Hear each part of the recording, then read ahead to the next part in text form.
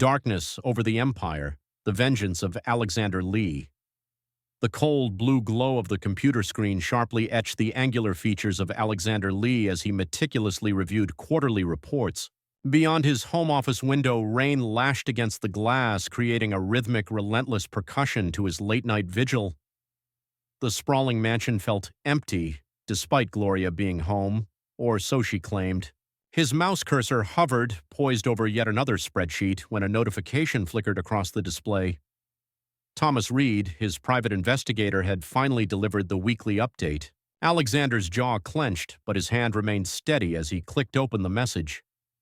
Images cascaded onto the screen, Gloria's silver Mercedes, pulling into the Constellation Hotel's parking garage. The timestamp read 7:45 p.m., a Wednesday. Another photograph 40 minutes later showed her emerging from the elevator, her black cocktail dress replaced by a scarlet one she'd sworn was at the dry cleaners. The final image made his fingers curl into a white-knuckled fist. Russell Maxwell, his business partner, exiting 5 minutes behind her, adjusting his tie. A soft rap interrupted his thoughts. "Mr. Lee?" Maria, their housekeeper, stood in the doorway. "Mrs. Lee called. She says her dinner with Kate is running late. She won't be home until 11. Alexander checked his watch. 9:45 p.m. The exact hour Gloria always called on Wednesdays. "Thank you, Maria. You may go home." Once Maria had departed, Alexander opened his secure safe, withdrawing a leather-bound journal. Within its pages, he meticulously documented everything. Gloria's changed passwords, her new gym membership across town, the sudden interest in book clubs that never seemed to involve actual books. He added today's flimsy alibi to the rapidly growing list. His phone vibrated, a text from Jonathan Griffith, his corporate attorney and oldest friend. "Got your message. Free for breakfast tomorrow? That diner on 7th. Alexander typed a swift reply. 7 a.m. Bring everything you have on Russell's Singapore project. He closed his laptop, moving to the window to watch the rain transform the manicured garden into blurred shadows. 8 years of partnership with Russell.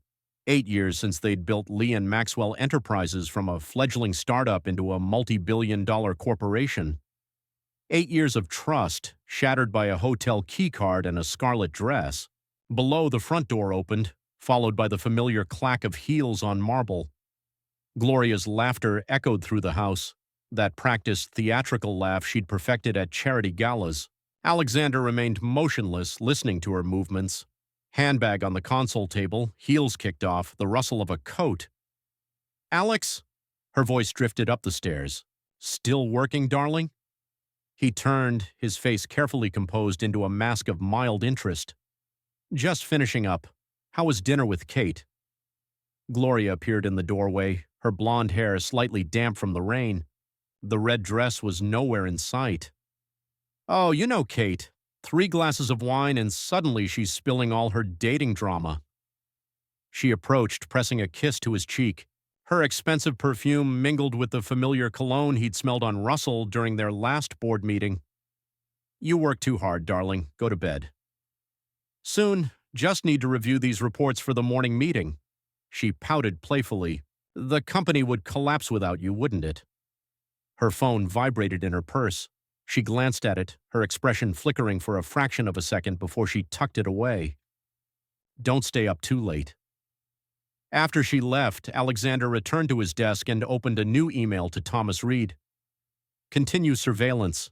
Focus on the financial side. I want to know every restaurant bill, every hotel charge, every gift purchased. And get me everything you can on Russell's personal accounts." He sent the email and leaned back in his chair, recalling the day he'd introduced Russell to Gloria at the company's 5th anniversary party. Russell had been charming, charismatic, everything Alexander knew his wife admired. Now he wondered if that night had been the beginning, if every touch and laugh had been a prelude to betrayal. The rain intensified outside, muffling the sound of Gloria's shower upstairs. Alexander opened the company's organizational chart on his screen, studying the names and connections. Russell might have Gloria, but Alexander had spent years cultivating something far more valuable, a web of loyal employees, board members who trusted his judgment, and enough documentation of Russell's recent questionable decisions to bury him professionally. He opened his phone, scrolling through recent calls until he found Marcy King's number. The CFO had been voicing concerns about Russell's financial decisions for months. Tomorrow's breakfast with Jonathan would be the first move, but Marcy would be essential for what came next. A message notification lit up his screen. Russell, drink tomorrow? Need to discuss Singapore expansion. Alexander's lips curved into a cold smile as he typed a reply. Can't tomorrow. Breakfast meeting with Jonathan. Let's reschedule. He shut down his computer and gathered his papers, listening to Gloria's movements in their bedroom upstairs. Let her think she was clever, that her excuses and stolen moments went unnoticed. Alexander had long ago learned that revenge, like success, demanded patience, precision, and above all, the ability to see 10 moves ahead while your opponent was still playing checkers. Tomorrow he would begin to move his pieces, but tonight he would go upstairs and play the role of the devoted, unsuspecting husband one last time. After all, the best victories were those your adversaries never saw coming until it was far too late. A morning of markings and hidden menace. The corner cafe on 7th Street was nearly empty at 6:55 a.m. when Alexander settled into his usual booth at the back. Janet, the elderly waitress who'd served his breakfast for 15 years, brought his black coffee without a word. The usual, Mr. Lee. Thank you, Janet. Make one for Jonathan, too. He's joining me. She nodded, glancing at the stack of folders he'd placed on the table. Looks like serious business today. Always. He offered her a rare smile that crinkled the corners of his eyes. Jonathan Griffith arrived 5 minutes later, his suit slightly rumpled from what Alexander suspected was another late night at the office. The lawyer's briefcase bulged with documents as he slid into the booth. You look terrible, Alexander commented, pushing a cup of coffee towards his friend. Spent all night digging through Russell's Singapore files. Jonathan took a long swallow of coffee. It's worse than we thought, Alex. The entire project is built on speculation and creative accounting. Janet returned with their plates, egg white omelets with whole wheat toast, a concession to their wives' ongoing health crusades. Alexander waited until she was out of earshot before speaking. Show me everything.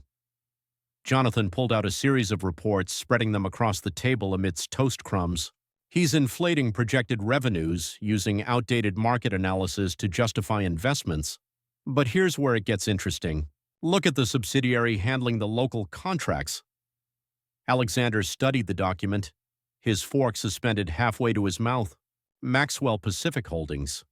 When did he set this up? 3 months ago, about the time your wife started her weekly dinners with Kate. Jonathan's tone was pointedly neutral. The company is registered in Singapore, but the beneficial ownership structure is hidden beneath layers of shell corporations. He's been funneling development fees through it, inflating costs by 30%. The board has no idea. Yet.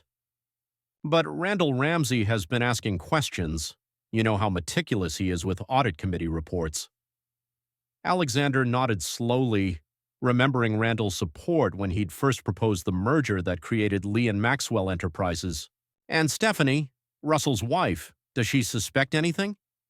She's too focused on her foundation's annual gala. Jonathan hesitated.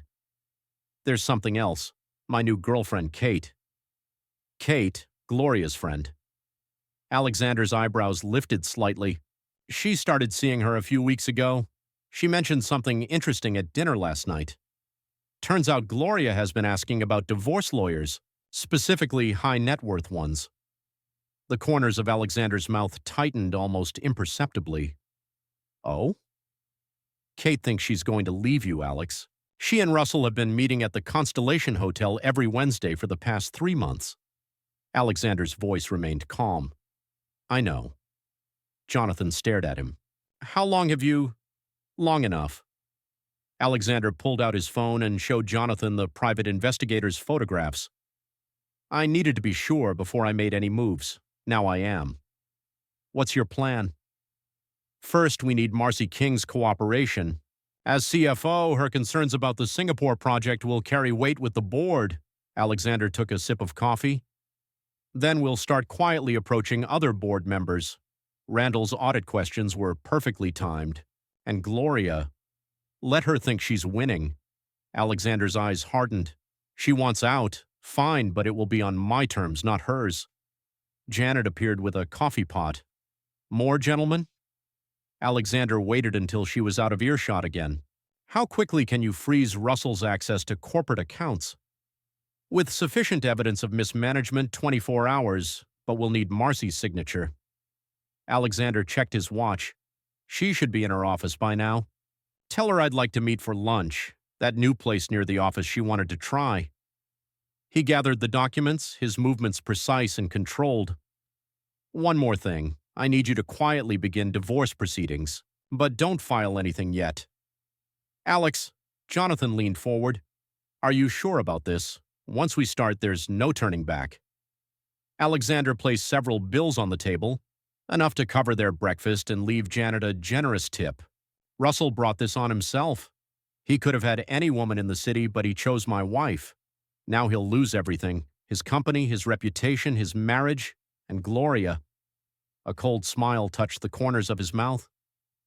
She will learn that betrayal has consequences. He stood, adjusting his tie. Send me the Singapore documents. I have a board meeting at 10, and I think it's time to start asking some very public questions about our expansion strategy. Jonathan watched his friend exit the diner, remembering the quiet, ambitious young man he'd met in law school. That Alexander Lee had been driven but cautious. This one moved with the calculated precision of a predator who had marked its prey. The lawyer pulled out his phone and dialed Marcy King's number. Whatever was about to unfold, Russell Maxwell and Gloria Edwards had no idea they'd already lost the game before it had even begun. A web of deceit. Unraveled Marcy King's office commanded a corner on the 42nd floor, its floor-to-ceiling windows offering a panoramic vista of the city. When Alexander arrived at 1 p.m., she was already spreading documents across her conference table. I've ordered lunch in, she said without looking up. Thought we'd need the privacy for this conversation. Alexander studied the CFO. Her sharp features, reading glasses perched on her nose, the methodical arrangement of financial reports. Marcy had been with the company for 6 years, specifically recruited for her reputation as a financial watchdog. She had never quite trusted Russell's charm. How bad is it? He asked, taking a seat. Marcy removed her glasses, rubbing the bridge of her nose. Remember when I flagged those discrepancies in the second quarter reports? It goes deeper. She pushed several spreadsheets toward him. Russell has been manipulating project costs, creating phantom vendors, inflating consulting fees. The Singapore expansion is just the tip of the iceberg. A knock interrupted them. Their lunch arrived on a rolling cart. They waited until the delivery person had departed before continuing. Show me everything, Alexander said, unwrapping his sandwich. For the next hour, Marcy walked him through a labyrinth of financial malfeasance, shell companies, backdated contracts, suspicious wire transfers. With each new revelation, Alexander's expression grew colder. The thing is, Marcy said, pulling up another document on her laptop, he's getting sloppy. Look at these expense reports. Dinner for two at Le Cirque, expensed as business development. A suite at the Constellation Hotel, billed as client meetings every Wednesday. Alexander's voice was dangerously quiet. Marcy looked up sharply. Yes, Alex. Is there something I should know? Before he could answer, his phone vibrated. A text from Gloria. Working late tonight. Don't wait up.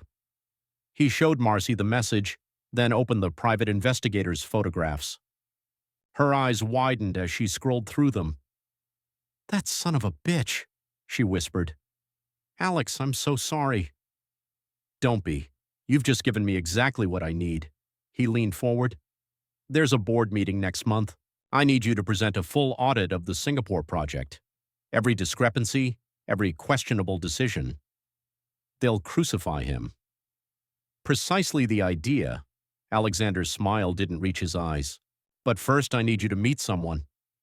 Just then another knock. Jonathan entered, carrying his briefcase. Ms. King, he nodded. I presume you have some documents for me. The next 2 hours were spent strategizing. Marcy provided copies of everything. Jonathan took notes, and Alexander watched the city lights ignite as dusk settled. "One more thing," he said as they concluded. "This stays between us. Russell thinks he's untouchable. Let him." The puppet master and his pawns. Back in his office, Alexander found a message from Stephanie Maxwell, Russell's wife. Her foundation's annual charity gala was scheduled for the following weekend. Would he attend? He swiftly typed a confirmation, then called Jonathan. "How much does Stephanie know about the foundation's funding?"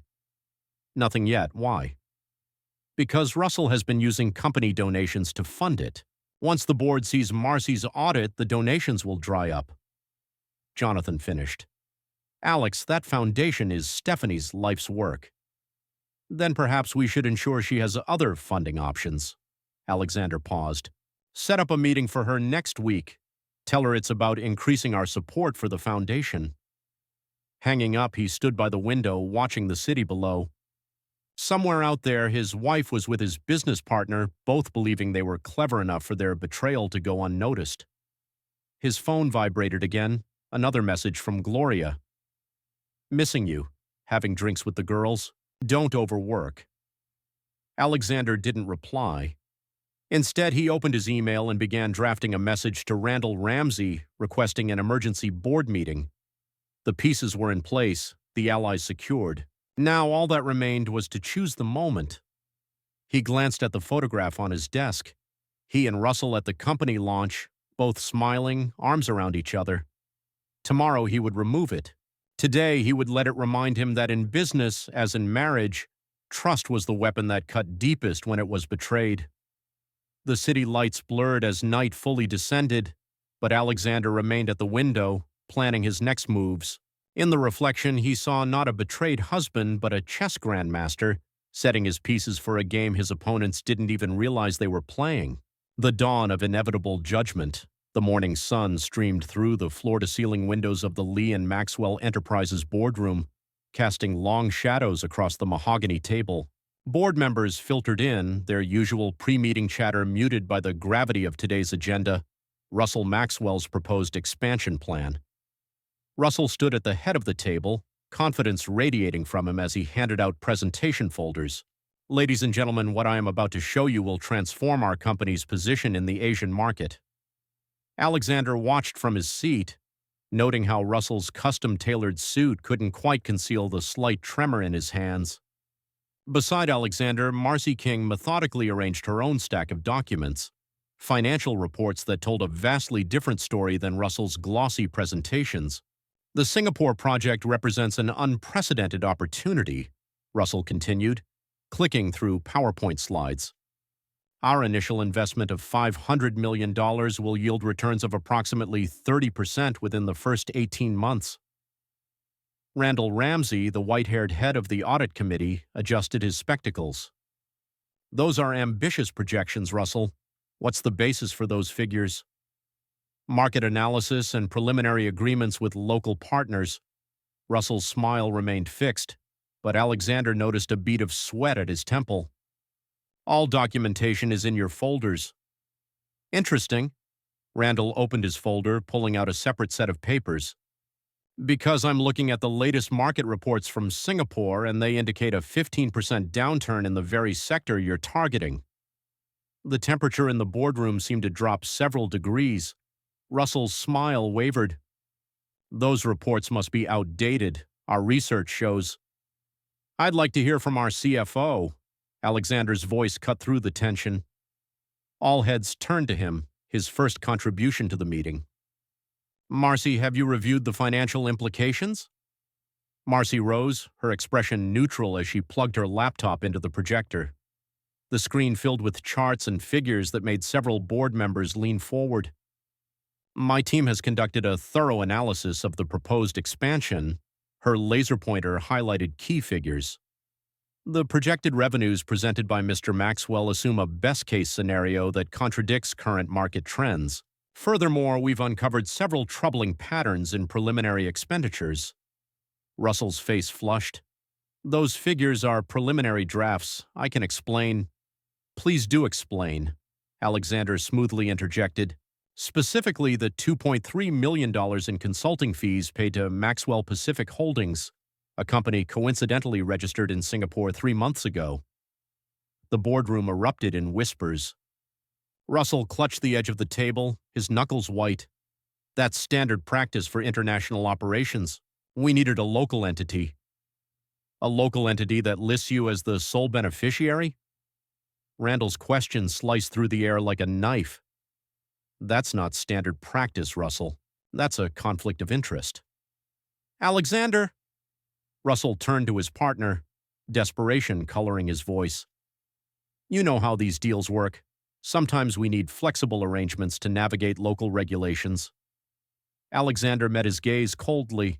Do those flexible arrangements typically include expensing personal charges to the company, such as weekly bookings at the Constellation Hotel? Silence descended upon the room. Russell's face drained of color. Behind him, the presentation screen displayed a detailed expense report, the hotel charges highlighted in stark red. I move to suspend the expansion plan and initiate a full audit, Randall announced. And I propose we freeze all discretionary spending until we understand the full scope of these irregularities.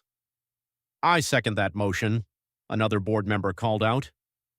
Russell looked around the table, finding no allies among the faces he'd addressed so confidently minutes before. This is ludicrous, Alexander. We built this company together. You can't seriously. All in favor? Alexander's voice remained calm. Hands rose around the table. Russell watched his former confidence crumble as his empire began to slip through his fingers. Motion passed, Alexander announced. Marcy, please ensure all relevant accounts are locked down by the end of the day. Russell, you will be available for questioning by the audit team. As the board members filed out, Russell remained motionless, staring at the damning figures still displayed on the screen. Alexander leisurely gathered his papers, feeling Russell's piercing gaze. How long have you known? Russell's voice was barely a whisper. Alexander paused at the door. Long enough to know that betrayal comes in many forms, Russell. Some are professional. He turned, meeting his former friend's gaze. Some are personal. The color drained from Russell's face as comprehension dawned. Before he could reply, Alexander's phone vibrated, a text from Gloria. Lunch today, missing you. You should answer that, Alexander said, noting how Russell's hand instinctively reached for his own phone. It might be important. He left Russell in the boardroom, surrounded by the wreckage of his ambition. In the elevator, Alexander sent a short text to Jonathan. First piece fallen. Proceed to phase 2. The waiting game, Alexander's home office, had become his sanctuary in recent weeks, a command center from which he orchestrated the gradual dismantling of Russell Maxwell's world. The evening light cast long shadows across his desk as he reviewed the latest reports from the audit team.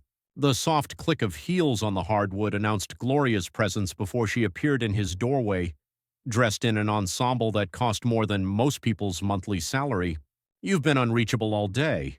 Alexander didn't look up from his papers. Board meeting ran long. Russell's expansion plan didn't go as smoothly as he'd hoped. Gloria's meticulously manicured fingers tightened around her phone. Oh, that's surprising. He seemed so confident about it. Confidence isn't always backed by competence. Alexander finally looked up, noticing the slight smudge of her lipstick recently reapplied. How was your day? Fine. Just lunch with Kate, then some shopping. She shifted her weight, a habit she'd developed when she was lying. You've been working so much lately, I barely see you. The Singapore situation requires attention. He watched her reaction carefully. Russell's decisions have put the company in a precarious position. Gloria's phone vibrated. She glanced at it, her face registering poorly concealed alarm. I should let you work. Will you be much longer? Don't wait up for me. After she left, Alexander opened his laptop and reviewed the surveillance photographs taken that afternoon. Gloria and Russell at their usual table at Le Bernardin, his hand resting on hers, their heads bowed together as they whispered urgently. The pictures came with a note from his private investigator. Maxwell seemed agitated. Meeting lasted 47 minutes. His phone rang. Jonathan Griffith. The charity gala is this weekend, the lawyer reminded him. Stephanie Hopkins confirmed your attendance. Excellent. And Gloria? Kate convinced her to go shopping for a new dress tomorrow. She'll make sure Gloria picks something memorable. The weekend arrived with the kind of perfect weather event planners dreamed of. The Hopkins Foundation annual gala transformed the Metropolitan Museum's rooftop garden into a glittering showcase of New York's elite. Alexander arrived fashionably late, noting with satisfaction how Russell and Gloria meticulously maintained their distance, sneaking glances when they thought no one was watching. Stephanie Hopkins approached, radiant in a midnight blue gown. "Alexander, I'm so glad you could make it." "Wouldn't miss it." He kissed her cheek, knowing Russell was watching from the other side of the garden. "Your foundation's work is remarkable, Stephanie. I've been reviewing the impact reports." "You're too kind," she beamed. "Though I confess I'm a little worried about next year's funding. Russell has been surprisingly evasive about the usual company contribution." "Oh." Alexander guided her to a quiet corner. "In fact, I wanted to discuss that with you. Your educational initiative particularly interests me."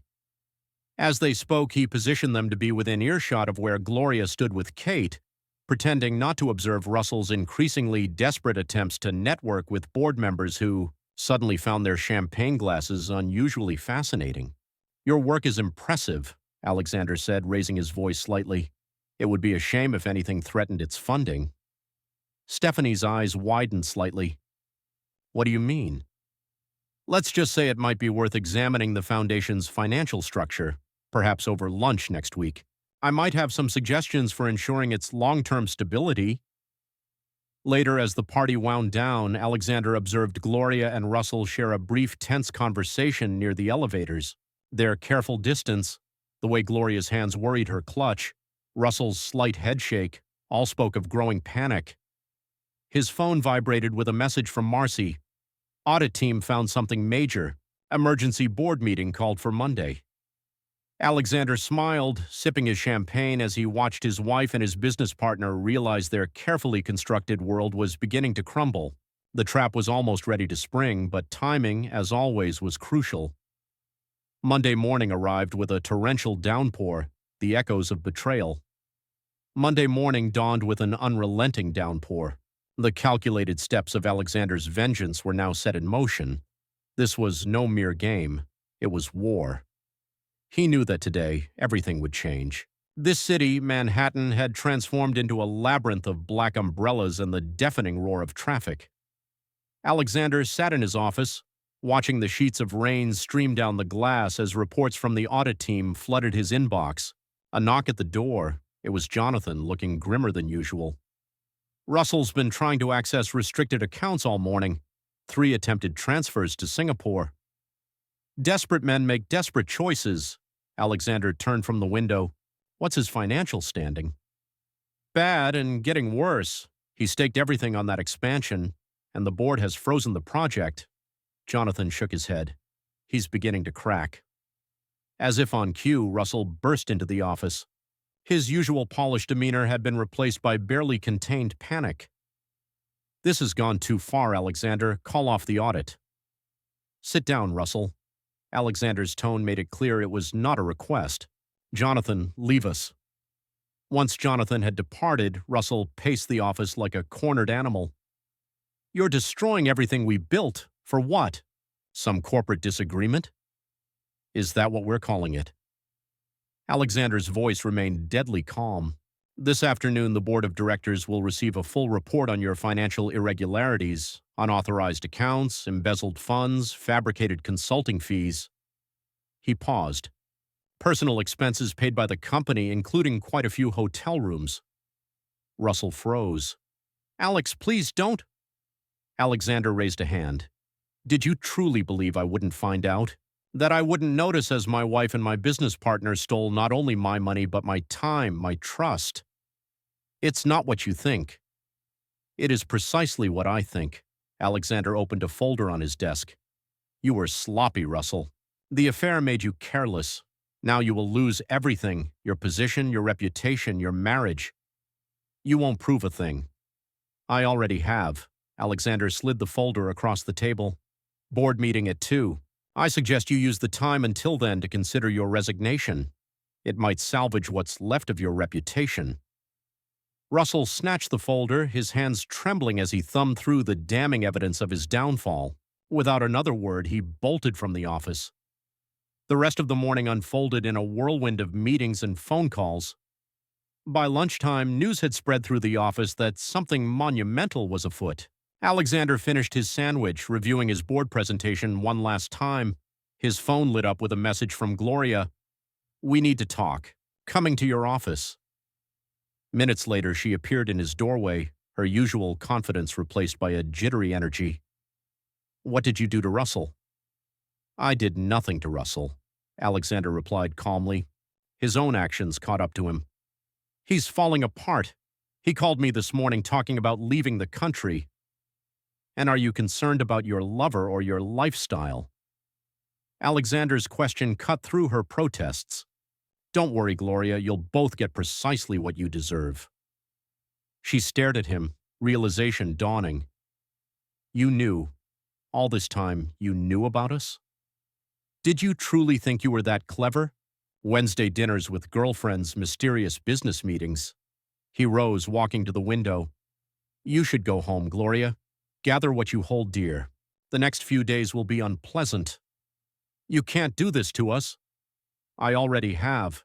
He turned to her, his face devoid of emotion. "It's over, Gloria. All of it." She opened her mouth to argue, but his intercom buzzed. "Mr. Lee, the board of directors is assembling." "Thank you, Sarah." He gathered his papers. "You should go, Gloria. Your boyfriend has a rather important meeting." Alexander entered the boardroom precisely at 2, Marcy King and Jonathan following closely behind him. Russell sat alone at the far end of the table, his usual allies conspicuously absent. For the next hour, Marcy methodically presented their findings: bank statements, wire transfers, falsified reports. The evidence accumulated like a tsunami of paper, washing away Russell's last vestiges of dignity. When the final vote was called, it was unanimous. Russell Maxwell was removed from his position, his access to company resources terminated immediately. As security arrived to escort him from the building, he turned to Alexander one last time. "You won. Are you happy now, Alex?" Alexander adjusted his tie, a gesture so ordinary it seemed incongruous amidst the wreckage of Russell's career. Happiness was never the goal, Russell.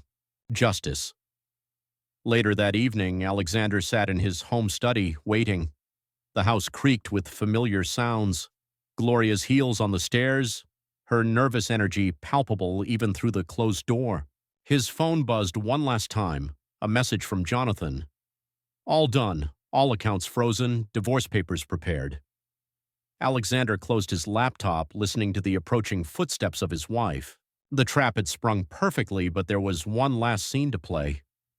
Rain drummed against the windows of Alexander's study as Gloria paced before his desk. Her designer heels tapped a rhythmic cadence on the hardwood floor. Her earlier bravado had begun to crumble under his unruffled, calm gaze. "Why aren't you angry?"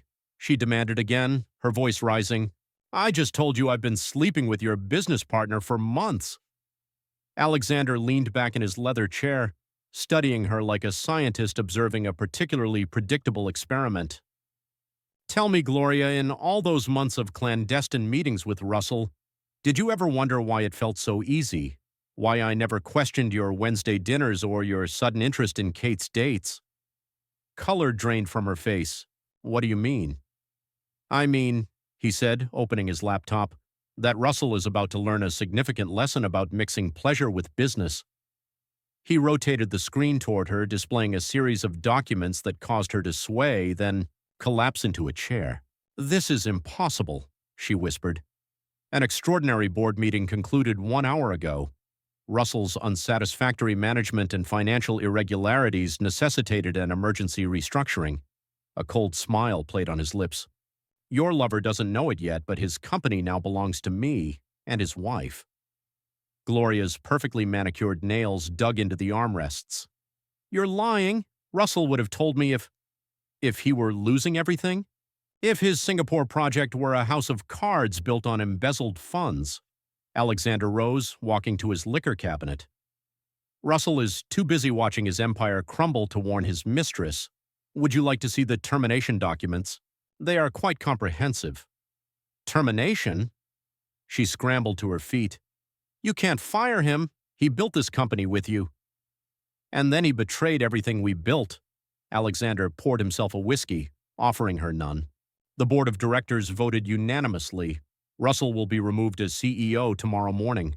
Meanwhile, Stephanie has already filed for divorce, armed with evidence of his financial malfeasance. Gloria sank back into the chair, her arrogant facade utterly shattered. Stephanie knows about the affair? Not yet. About Russell using company funds to finance your little trysts? About shell companies and misappropriated assets? Oh yes. He took a measured sip. She's quite grateful for my assistance in protecting her foundation's interests. Foundation? Gloria's eyes widened as the full weight of the consequences hit her. The charity gala.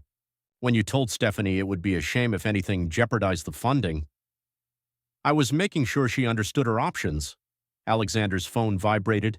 A message from Jonathan confirming the final preparations. Just as I'm making sure you understand yours. Gloria straightened, desperation replacing shock. Alex, please, we can work this out. I made a terrible mistake, but… Save your theatrics, he cut her off. I've watched you play the devoted wife for months. It's no longer convincing. You cold-blooded bastard. Her voice turned venomous. You set this up. All those business meetings, the late nights at the office. You arranged all of it. No, Gloria. You and Russell arranged your own downfall. I merely ensured you had enough rope to hang yourselves. He walked to the window, watching the raindrops trace patterns on the glass. Russell chose to embezzle company funds to impress his mistress. You chose to betray our marriage for cheap thrills with my business partner. I simply chose the consequences. Her phone buzzed. Russell's name illuminated the screen. Alexander smiled as she stared at it, panic growing in her eyes. You should answer, he suggested. I imagine he has quite a bit to say about tomorrow's board announcement. Gloria's hand shook as she snatched the phone, reading a string of increasingly hysterical messages from Russell. This will destroy him, she whispered. That was the point. Alexander's voice held no trace of remorse. Did you truly believe you could flaunt your affair within my company, spend my money on your little escapades, and face no repercussions? I'll fight you, she threatened weakly. We both will. Both? He laughed, the sound devoid of warmth. Gloria, Russell faces criminal charges for financial fraud. His assets are frozen, his reputation is in ruins, and his wife's lawyers are circling. He won't be fighting anyone but the prosecutors. The rain intensified outside, matching the storm of emotions sweeping across Gloria's face. Her phone buzzed again, another desperate message from Russell. He's already being escorted from the building, Alexander informed her. Security is quite efficient when properly motivated. Gloria rose on unsteady legs, her former confidence replaced by naked fear. What now? Now, Alexander returned to his desk, pulling out a thick envelope. You leave. The divorce papers are finalized, your belongings will be moved to storage, and your access to our accounts has already been terminated. You can't just… I can, and I have. He slid the envelope across the desk. The prenuptial agreement you so carelessly signed is quite specific regarding infidelity. You will find the terms ungenerous. Gloria stared at the envelope, tears finally breaking through her composed facade. But Alexander saw no genuine remorse in them, only the realization that her carefully constructed world was crumbling. Why like this? She asked, her voice barely audible. You could have talked to us months ago. Alexander's expression remained impassive. Because revenge, like business, requires patience and precision. You chose Russell because you thought he was the more powerful partner. I wanted you both to understand how profoundly mistaken you were. Her phone chimed one last time, Russell again, but this time with news that made her sink into the chair. The color drained from her face. Ah, Alexander noted her reaction. I see he's received word from Stephanie's lawyers. Timing is everything, isn't it? The rain continued its steady rhythm against the windows as Gloria grasped the full extent of her choices. In one evening, she had lost her marriage, her lifestyle, and the man for whom she'd risked everything. And Alexander, the husband she had so catastrophically underestimated, simply watched her world burn with the same calm indifference he had maintained throughout their sham of a marriage. The next morning dawned bright and unforgiving. Russell Maxwell's final arrival at Lee and Maxwell Enterprises was captured by a dozen smartphone cameras. Security guards flanked the entrance, their presence a clear message to the disgraced executive. "I'm sorry, Mr. Maxwell," the head of security, James, blocked his path. "Your access has been revoked." Russell's face contorted in rage. "This is my company. I built it." "Not anymore." Jonathan Griffith emerged from the lobby, flanked by two corporate lawyers. "The board's decision is final, Russell. Don't make this any more humiliating than it already is." Employees gathered at the windows, watching the downfall of their former CEO. Russell's perfectly tailored suit could not hide the sweat soaking his collar as he jabbed a finger at Jonathan. "Where's Alexander? Too much of a coward to face me?" "Mr. Lee is in a board meeting." Jonathan's tone remained professional, "discussing the company's transition with our new partners, including Mrs. Maxwell." The mention of his wife's name hit Russell like a physical blow. "Stephanie? What do you mean?" "She played quite a significant role in stabilizing the foundation's future." Jonathan handed him a thick envelope. "This is from her lawyers, along with the divorce papers. You'll find a detailed account of your financial misdeeds." Russell's hands trembled as he tore open the envelope, his face paling from crimson to ash as he read, "This is impossible. These accounts were private." "Nothing is private when you use company resources for personal gain." Jonathan checked his watch. "A car is waiting to take you home. I suggest you use today to collect your belongings from the office. Under supervision, of course." Inside the building, Marcy King watched from her office as Russell was escorted to collect his belongings. Her phone buzzed with a message from Alexander. "Status?" "He's here," beginning to grasp what he's lost. "Good. Keep me informed." Downstairs in the lobby, Gloria's attempt at damage control met similar resistance. She arrived in the previous night's clothes, mascara streaked from tears, demanding to see Alexander. "I'm sorry, Mrs. Lee." The secretary's voice held no sympathy. "You've been removed from the authorized visitor list." "Removed?" Gloria's voice rose, drawing the attention of passing employees. "I'm his wife." "Not for long," a familiar voice cut through her. Kate Orr stood by the security desk, her former warmth replaced by cold satisfaction. "Gloria, don't humiliate yourself further." Gloria spun around to face her former friend. "Kate? What are you doing here?" "Watching the wheels turn." Kate adjusted her visitor's badge, now marked Legal Department. "Those Wednesday cover stories you needed? I passed every detail to Jonathan. My boyfriend found them quite interesting." Color drained from Gloria's face as the full extent of her isolation became clear. Even her closest friend had been a part of Alexander's web. "You spied on me? All those times I confided in you? All those times you boasted about deceiving your husband?" Kate's smile was razor-sharp.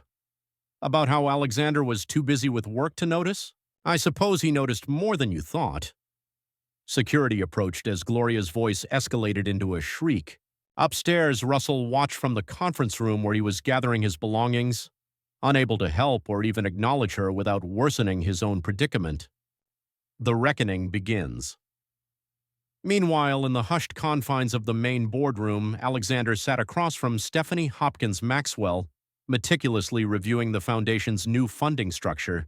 "The board has approved a 5-year commitment," he explained, sliding documents across the polished table. "Your educational initiatives will be fully funded, shielded from any shifts in company leadership."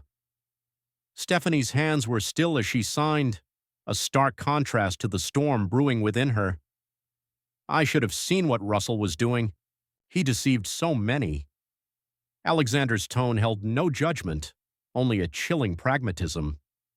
"The question is, what do you wish to do now?" "Protect what I've built." Her voice hardened, a steel edge honed by betrayal. Russell can lose everything else, but he will not drag my foundation down with him. Their tense meeting was shattered by a commotion from the hall. Through the transparent walls, they watched Gloria being escorted out, her dignity shredded as she shrieked accusations at anyone within earshot. "Hell hath no fury," Stephanie remarked dryly, a ghost of a smile playing on her lips, like a gold digger scorned. Alexander merely returned to their papers, his focus unwavering. Now, regarding the new board structure, a symphony of destruction, the day unfolded like a meticulously orchestrated symphony of destruction. Russell's personal effects were systematically packed and dispatched to his soon-to-be former residence, his exclusive parking space reassigned, his very name expunged from the company letterhead. By nightfall, social media buzzed with the seismic shift of power at Lee and Maxwell Enterprises. Business reporters speculated about the future of the Singapore project. Society columnists whispered about the double divorces shaking Manhattan's elite. In his office, Alexander watched as twilight bled into the city. His phone incessantly vibrated with messages, board members pledging allegiance, employees proclaiming loyalty, reporters seeking comment. One message stood out, from Gloria. "I hope you're happy. You ruined everything." He typed a single decisive reply. "No, Gloria, you did that yourself." The cleansing storm. 2 months swept by like a cleansing storm. The newly rebranded lobby of Lee Internationals gleamed with a fresh logo, every trace of the Maxwell name scoured from the building's polished surfaces. Employees whispered of the changes, not with fear, but with a blend of awe and respect for the precision with which Alexander had executed his takeover. In his expanded corner office, Alexander perused the latest quarterly reports. The numbers told a story of resurgence and growth. Investor confidence restored, stock prices stabilized, the Singapore project restructured under competent management. A knock at the door revealed Marcy King, bearing a bottle of champagne and 2 glasses. "Thought you might want to celebrate." The SEC just closed its investigation into Russell's activities. "Criminal charges?" Alexander accepted a glass, his eyes glinting with a cold satisfaction. "Multiple counts of financial fraud." Marcy settled into the chair opposite him. "His lawyers are frantically seeking a deal." The evidence was exhaustive. Alexander's lips curved into a faint smile. "Jonathan is thorough." "Speaking of thorough," Marcy set down her glass, "Gloria's divorce was finalized this morning. Kate said she moved in with her sister in Connecticut." Flight was always her specialty. Alexander turned to the wall of windows, watching the reflection of his empire shimmer against the cityscape. "Did you see today's society pages?" Marcy pulled up the article on her tablet. "Double divorce drama. Manhattan's powerful couples lose their footing." The accompanying photograph showed Russell leaving the courthouse, aged years and months, dodging reporters like a ghost, grasping a leather briefcase filled with legal papers. Stephanie noted the flourishing state of her foundation. Her new appointment to the board of directors suited her well, a deserved vindication. Alexander's voice held a genuine respect. Unlike the perfunctory pleasantries she often received from others, she understood the true value of creation. At that precise moment, Alexander's phone came alive, an email from Jonathan. Russell's assets had been seized. The man who had once helped build Lee and Maxwell Enterprises now stood on the precipice of prison, his reputation shattered, his social standing annihilated. "You planned this perfectly," Marcy whispered, echoing the whispers that had begun to circulate in corporate circles. Alexander turned from the window. "Not planned," he corrected. "I simply ensured I was prepared for anything, in business and in life. That's all any of us can do." A comfortable silence settled between them. They watched as the city lights pierced through the gathering dusk. Below, workers streamed out of the building, heading home to lives untouched by the drama that had played out in the corporate stratosphere. "Do you regret any of it?" Marcy finally asked. "The way it ended?" Alexander considered, recalling Gloria's tear-streaked face as she packed her belongings, Russell's desperate attempts to salvage his reputation, the swift and ruthless execution of a plan months in the making. "They made their choices," he said at last. "I merely ensured those choices had consequences." His computer chimed with a new message. The latest quarterly projections showed Lee International at its highest performance ever. Success, it seemed, was the sweetest revenge. "What now?" Marcy asked, refilling their glasses. "Now," Alexander lifted the latest acquisition proposals prepared by his team. "Now we build something stronger, something that cannot be compromised by weak men or unfaithful wives." The city glowed beyond his windows, a testament to the power, ambition, and precise calculation of a man who had turned betrayal into triumph. His phone vibrated one last time, a message from Jonathan, another successful quarter, another victory in the endless game of corporate chess. Alexander smiled, knowing that sometimes the best revenge wasn't served cold, but meticulously invested. After all, he hadn't just reclaimed his company, he had rebuilt it into something greater, proving that true strength lay not in the ability to destroy, but in the power to rebuild from the ashes. Night spread its dark wings over Manhattan, but in his office, high above the city, Alexander Lee sat, surrounded by the fruits of his measured patience. He had lost a wife and a business partner, but he had gained something far more valuable, the knowledge that in the game of love and business, the victor was not the one who struck first, but the one who struck last. And as he scrolled through the company's latest reports, watching the evidence of his success scroll across the screen, he knew his revenge wasn't merely retribution, it was a transformation. Lee International would rise even stronger, its foundation no longer compromised by the weak links of betrayal and deceit. The city lights flickered outside his office window, a constellation of possibilities stretching into the future. His phone buzzed with messages from board members, business associates, and employees, all aligned with his vision, all part of the new empire he had forged from the ashes of betrayal. Alexander leaned back in his chair, a rare smile gracing his features.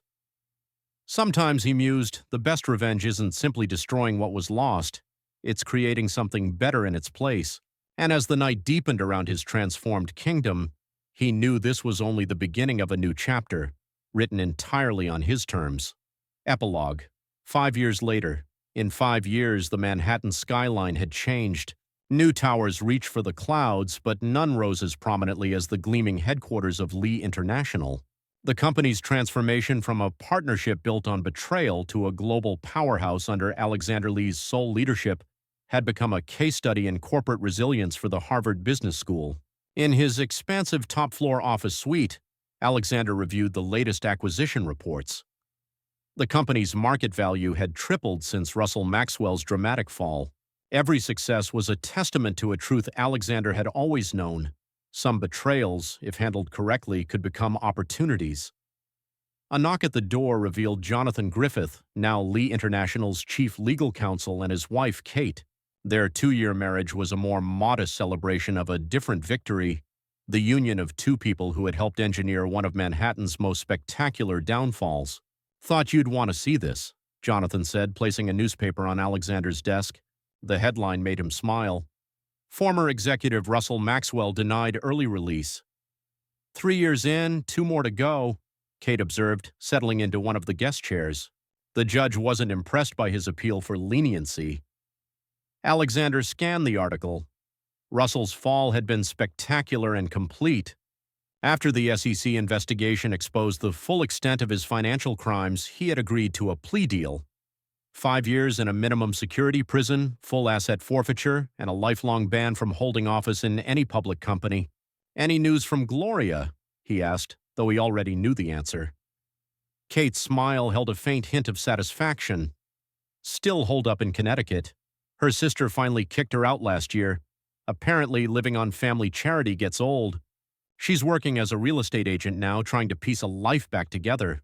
Her social media is quite telling." She pulled up Gloria's LinkedIn profile. The woman who had once sparkled at Manhattan's most exclusive charity galas now hawked modest suburban homes. Her designer wardrobe replaced by practical department store business suits. The prenuptial agreement Alexander had insisted upon had left her with exactly what she came into the marriage with. Nothing. "She tried to date another executive last year," Jonathan added, until he Googled her name. "Your story has become quite the cautionary tale in certain circles." Alexander's phone buzzed, a message from Marcy King, now his chief financial officer and trusted deputy. The latest quarter's numbers had exceeded projections again. She had been invaluable in rebuilding the company's financial structure after Russell's tangled schemes were unraveled. Speaking of success stories, he turned his laptop to show them a stock ticker. Stephanie's education fund just finalized a partnership with the Gates Foundation. The board's decision to maintain funding was one of our best investments. Stephanie Hopkins, she had dropped the Maxwell surname immediately after her divorce, had transformed her personal humiliation into professional triumph. Her foundation now operated in 12 countries, its reputation not only unscathed but bolstered by her former husband's disgrace. Last year, she had remarried a respected federal judge. Their wedding had been featured in the same society pages that once detailed her divorce. Did you see Russell's latest appeal? Jonathan produced another document. He's citing mental distress, says the shame and isolation have made him suicidal. Prison has that effect, Alexander noted without a hint of sympathy, especially on men who once had everything. The document detailed Russell's current plight. His assets seized, his reputation destroyed, his former friends and business associates avoiding his name like the plague. Even after his release, the terms of his plea deal would ensure he couldn't rebuild anything resembling his former life. Gloria tried to visit him last year, Kate interjected. He refused to see her. Apparently, he blames her for everything, says if she hadn't pushed him into such extravagant spending on their affair, he wouldn't have had to embezzle. Alexander smiled at the irony. They deserved each other. His intercom buzzed. His assistant's voice reminded him of a board meeting. 5 years after the scandal, the Lee International Board bore little resemblance to the one that had witnessed Russell's downfall. Alexander had carefully rebuilt it, inviting individuals who shared his vision, his standards, his understanding that loyalty and competence were inseparable. One more thing, Jonathan said as they rose to leave.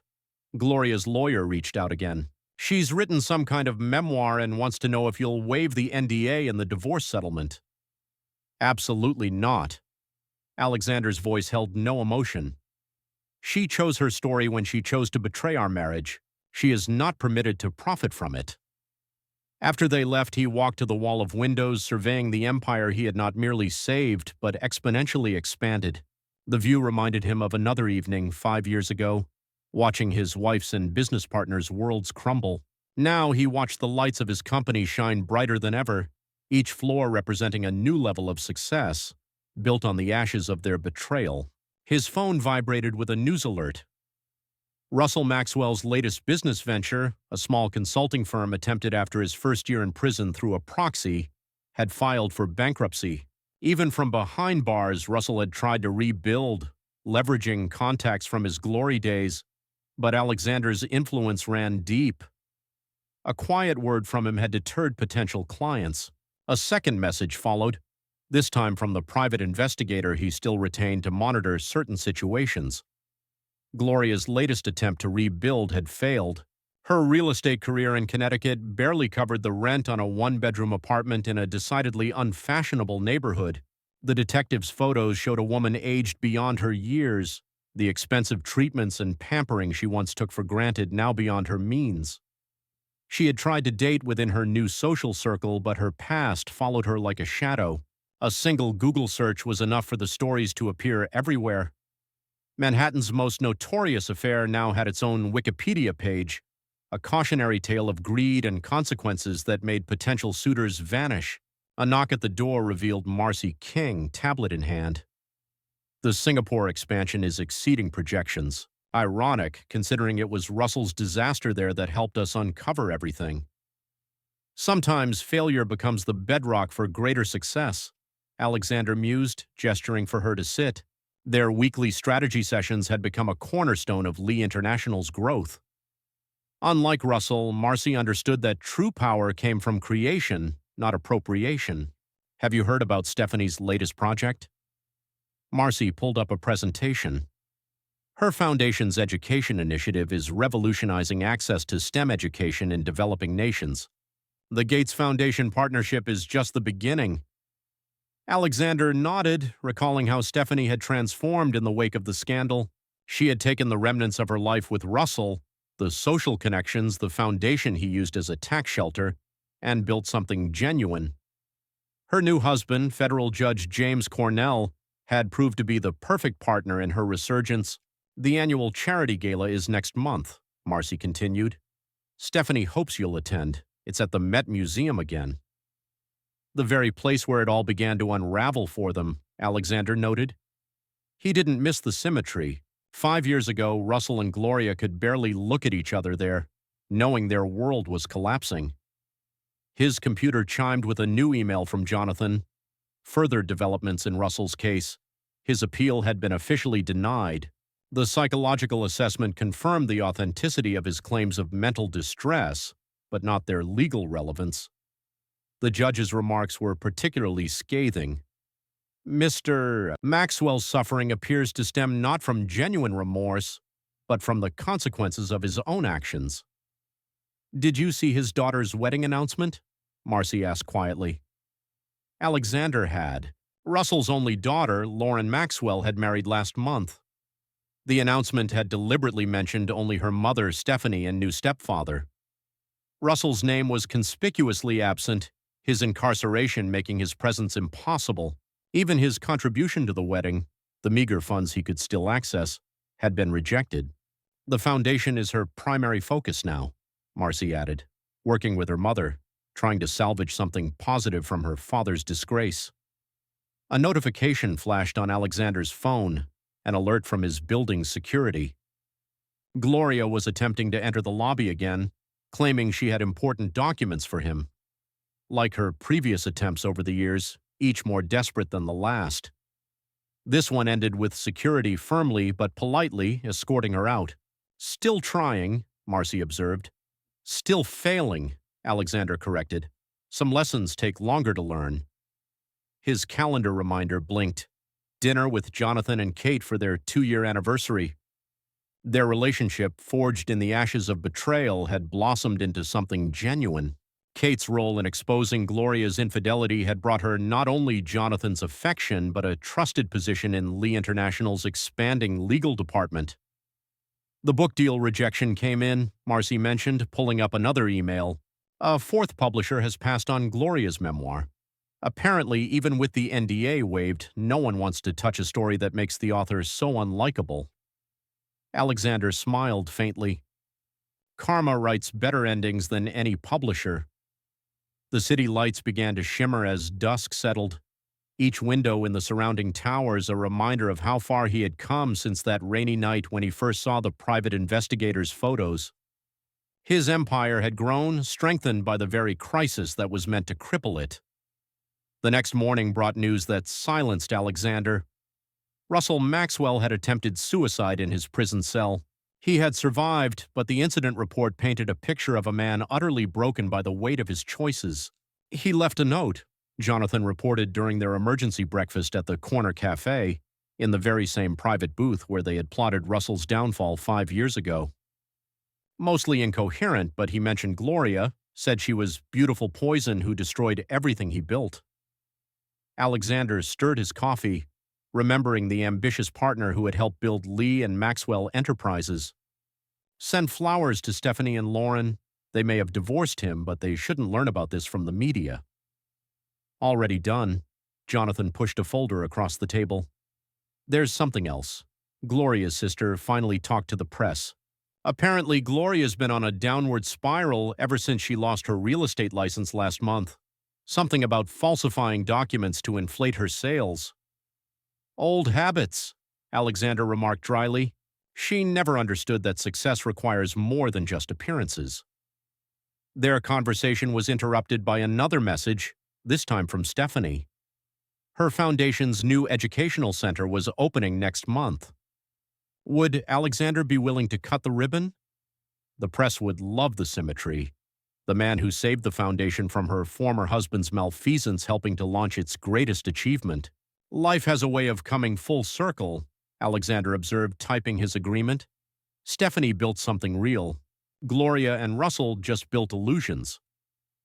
Later that evening, in his office high above Manhattan, Alexander reviewed a personal document he rarely opened, his original blueprint, conceived that night he first saw the private investigator's photos of Gloria and Russell.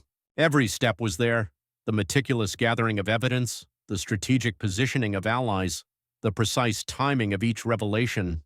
But on the document's final page was something he had never shown anyone: a list of possible outcomes for all involved. He had predicted Russell's financial ruin, Gloria's social collapse, even the likelihood of attempts to return and reconcile. What he had not predicted was just how complete their destruction would be, how thoroughly their own choices would compound the consequences he had set in motion. His intercom buzzed. His executive assistant's voice held a note of urgency. "Mr. Lee, Miss Cornell is here. Stephanie says it's important." Stephanie walked into his office, looking every inch the poised philanthropist she had become. The marriage to Judge Cornell had erased the last vestiges of the insecure woman she had been as Russell's wife. "Thought you should hear this from me first," she began, taking a seat. "Russell is being transferred to a prison psychiatric facility. The suicide attempt. It's worse than they initially reported. The doctors say he's having a complete nervous breakdown. He keeps talking about Wednesdays and hotel rooms, about how he should have seen the signs." Alexander considered this in silence, recalling another conversation in this very office years ago when he had promised Stephanie her foundation would survive Russell's downfall. "Lauren asked me to tell you something else," Stephanie continued. "She's legally changing her last name. She wants no further connection to Russell Maxwell. The foundation will be her legacy now, not his disgrace." The city lights flared outside the window as day bled into evening. Somewhere in Connecticut, Gloria was likely facing the fallout of her latest public meltdown. In a prison psychiatric ward, Russell Maxwell was finally confronting the true cost of his choices. And here, in the heart of the empire they had tried to destroy, Alexander Lee sat with the woman who had risen from the very ashes that consumed them. "We all make choices," he said at last. "Some of us choose to build, others to betray. The difference is in how we live with the consequences." Stephanie smiled, understanding in her eyes. "You didn't just want revenge, did you? You wanted justice." "I wanted them to understand what they threw away," Alexander corrected. "The rest they did to themselves." As night deepened over Manhattan, Alexander Lee stood at his window, master of an empire built on the ruins of betrayal. Below, the city pulsed with life, every light a reminder that endings were merely beginnings in disguise. He had lost a wife and a business partner, but he had gained something far more valuable: proof that sometimes the best revenge wasn't merely destroying the old, but creating something stronger in its place. His phone buzzed one last time. Jonathan confirmed tomorrow's board meeting. Another quarter, another success, another step forward, while others remained trapped in the consequences of their past. In the end, Alexander mused, true power lay not in the ability to seek retribution, but in the strength to transform it into triumph. The city lights shimmered like stars, each a testament to the empire he had built from the ashes of betrayal, while somewhere in the darkness, two people who once thought themselves clever enough to outwit him faced the long, cold reality of their choices. Ladies and gentlemen, since you've listened to the end of this story, please subscribe to the channel and write in the comments which state you're watching from. Let's see what percentage of elite viewers make it to the end. And please kindly turn your attention to the screen after this message. There you'll find a full playlist of thrilling stories, a subscribe button for the channel, and our most captivating story. Click, enjoy, and thank you.